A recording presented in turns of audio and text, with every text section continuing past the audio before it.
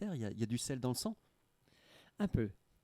Un peu. Vous êtes modeste. Oui, mon grand-père me dirait beaucoup. Mais c'est comme ça, c'est la vie. Je pense que d'abord, on a des racines.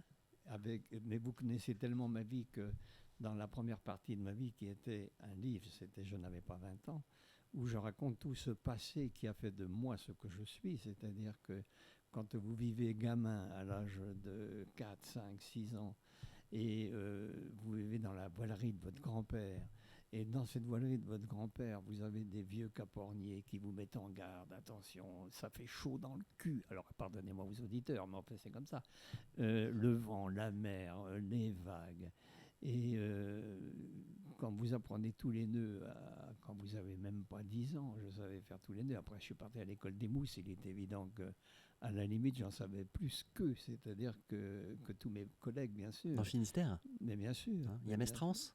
Alors j'ai fait les mousses et Mestrance, bon c'est vrai, et plus, et alors là je vous le laisse terminer. Mais c'est vrai que vous avez navigué très tôt, vous l'écrivez dans Vivre après 20 ans. Vivre après 20 ans, c'est la réponse à une question, parce que vous l'avez dit tout à l'heure, je n'avais pas 20 ans, vous racontez ce qui se passe entre votre départ de Saint-Malo. Vous partez sur une péniche aussi, vous traversez les États-Unis, c'est tout un récit initiatique que vous nous rapportez dans cet ouvrage. Et puis là, on vous dit, après l'Indo, il y a quoi? C'est vrai. Vous avez posé exactement, je vous connais bien, mais vous posez exactement la bonne question. C'est-à-dire que, on va peut-être en parler un petit peu, mais moi je suis né à Saint-Malo, je n'ai pas fait de grandes études, j'ai eu le BEPC. Et quand on me dit, vous êtes qui vous, j'ai dit, écoutez, moi j'ai fait la pêche au maquereau quand j'avais 14 ans, j'ai fait l'école des mousses, j'ai fait, hein, en tant que malouin, on ne suit pas des Comment cours, on fait le tour des remparts? On fait le tour des remparts, on fait les mousses, on fait Mestrance. Et au mois de décembre 1953, j'étais ici à Saint-Malo chez mes parents, ma pauvre mère, qui m'écoute et doit être fière de moi quelque part. Elle reçoit un télégramme qui, en substance, disait « Être désigné pour campagne, rallie impérativement Toulon pour formalité médicale. Je suis désigné pour aller en Indochine. » C'est la fin de la guerre d'Indochine. Et dans le cadre des accords entre alliés, les Américains avaient rapatrié des péniches qui avaient fait la guerre de Corée. Et ces péniches, ils les donnent à la France. Mais ils les avaient ramenées, eux, dans des gros bateaux, dans des grosses merpoules, où les petites péniches étaient dedans. Et ils nous ont dit, oui, mais il faut aller les chercher à Seattle. Donc à Seattle, c'est comme la côte ouest des États-Unis, ce qui m'a permis de traverser le Pacifique. D'abord l'Amérique en train, mais attendez, j'ai 19 ans. Je traverse l'Amérique en train incroyable, je cherchais les cow-boys partout. On voyait des ranchs autour des petites gares. Et puis on arrive de l'autre côté, on dit c'est ça, oui, et on nous dit voilà les clés des bateaux, et puis il faut aller de l'autre côté. Alors nous avons traversé le Pacifique sur une péniche. Moi j'ai traversé sur une péniche de débarquement.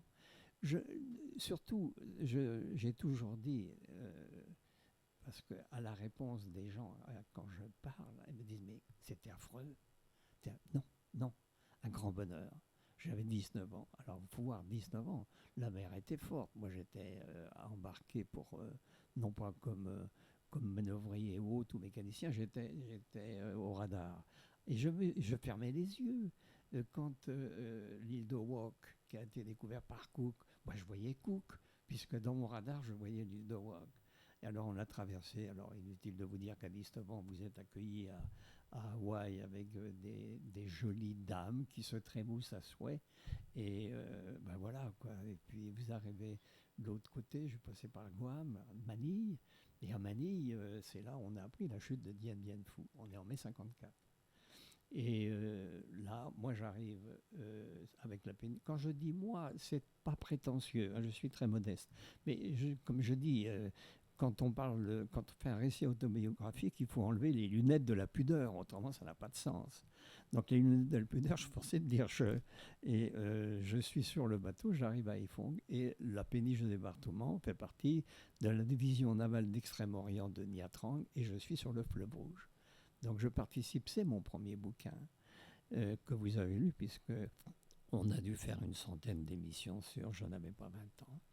Et là, il y a des choses affreuses qui se passent, mais que vous accumulez. C'est un peu comme un casier que vous mettez en pleine mer.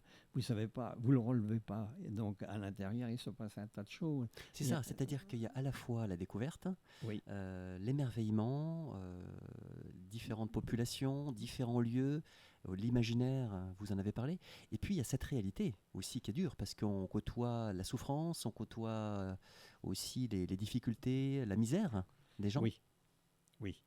Oui, de rester, je vais vous dire, si j'avais écrit à l'époque, ça m'était en 2002, j'avais écrit, je n'avais pas 20 ans, c'est parce que j'ai vécu certaines choses.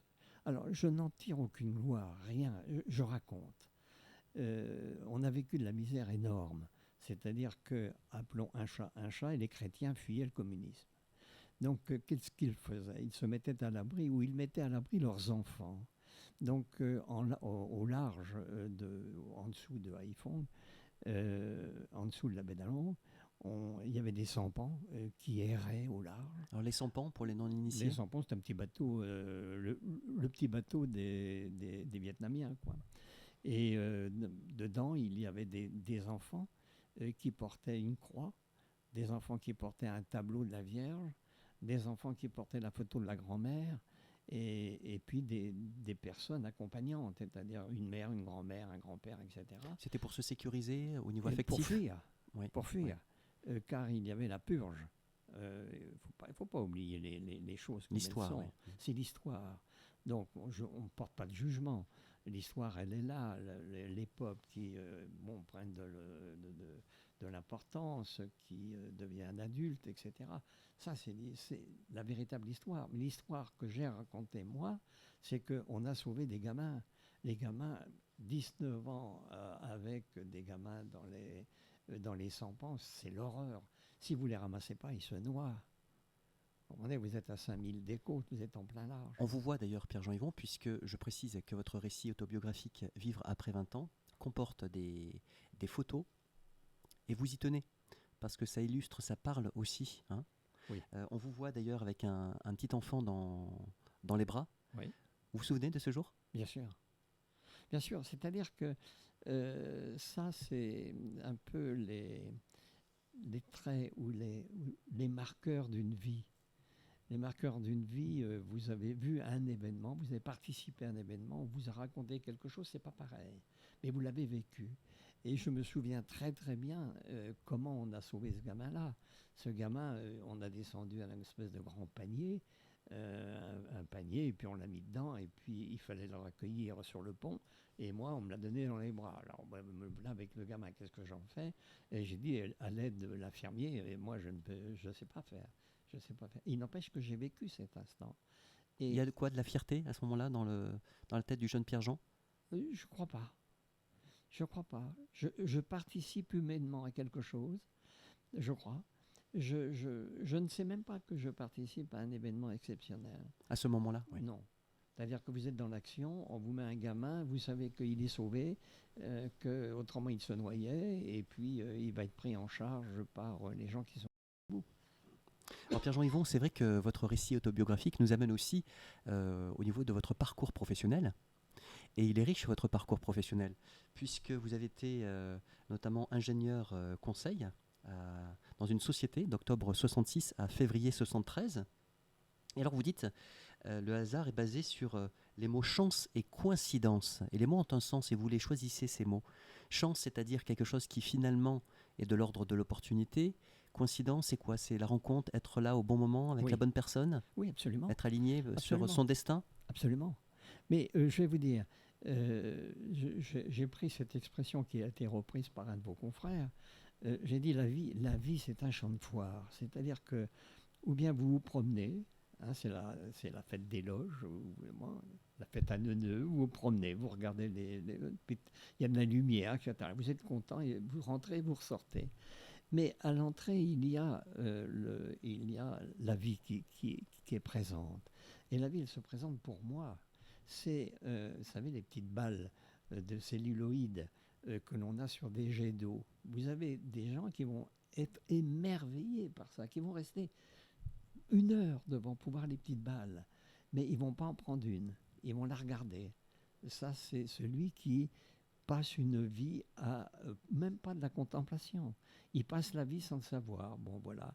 Moi, je dis simplement, dans mon image, dans mon imaginaire, Proust dirait, dans mon rêve imaginaire, une boule, elle passe près de moi, je dis celle-là, je l'aurai, paf, je la prends. Alors, Pierre-Jean Yvon, vous parlez aussi du rôle primordial de l'homme au sens de l'acception large, hein, c'est-à-dire les hommes et les femmes dans les organisations, dans les entreprises, au cœur de toute structure. Vous écrivez, j'ai rencontré des êtres qui, chacun à leur manière, m'ont tous apporté quelque chose. Oui. Et je pense que, comme là, nous sommes l'un en face de l'autre. Je vous connais, vous me connaissez. Je vais sortir de ce studio, j'aurai appris quelque chose de plus sur vous, parce que vous aurez dit quelque chose, vous aurez fait une mimique, vous aurez une expression. Donc je m'enrichis de ça. De la même manière, je vous connais bien, vous allez faire la même chose. Donc moi je pense que dans mon parcours professionnel, alors rapidement, pour quand même se situer, parce que vous prenez les monticules, les montagnes qui apparaissent. Mais après l'Indo, ce livre-là, Vivre après 20 ans, c'est qu'est-ce que tu as fait après l'Indo? Parce que à la fin du livre, en beaucoup de modestie, j'arrive, disons, à une position importante dans l'administration que je n'avais pas choisie a priori, hein, puisque je n'étais pas plan-plan, loin de là. Plan-plan veut dire dans un rythme routinier, si vous voulez. Et quand je suis revenu d'Indo, j'ai passé beaucoup de concours et dans un où j'étais particulièrement brillant, on m'a demandé de participer à la création d'un centre de programmation de la marine à Paris. Il fallait y aller. J'habitais Toulon. Je venais de me marier à l'époque. Et puis nous sommes partis à Paris. C'était pas évident. Et en arrivant à Paris, on dit, mais attendez, vous pouvez pas démarrer comme ça. Un centre de programmation, on va vous envoyer aux USA. Bing, me voilà reparti là-bas. Mais là, je pars à l'université. Et puis moi, je suis pas linguistique, hein, je fais ce que je peux, et puis je sors dans les bons, et là, à l'époque, c'était encore maintenant, les grandes entreprises venaient chercher dans le panier, dans le dessus du panier, des gens pour les inviter. Et je suis contacté par une personne qui faisait partie du comité d'études, de recherche, de conseil de John Kennedy. Et il vient et il me dit, si vous voulez, vous êtes le seul Français dans cette affaire, vous êtes bien débrouillé, me dit-il. Autrement, il parlait parfaitement le français. Et il me dit, mais quand nous, on vous embauche. Et je dis non. J'ai dit non, moi je suis ici pour créer un centre, aider à la création d'un centre de programmation de la marine, parce que je faisais partie d'une équipe, bien sûr. Et j'ai dit, en revanche, quand je partirai en retraite, ça m'intéresserait. Et puis j'ai fait tout mon temps, et au moment de partir en retraite, ils sont venus me chercher, je suis rentré comme ingénieur. Ingénieur, c'est important pour moi, je le marque aussi, parce que parti de rien, Mousse, on me dit, écoutez, vous allez devenir ingénieur conseil dans une société. C'est énorme. Alors c'est un parcours qui est remarquable. Le temps nous manque ici, Pierre-Jean Yvon, pour aller plus loin, pour présenter plus avant donc cet ouvrage Vivre après 20 ans, récit autobiographique. Comment est-ce qu'on se le procure?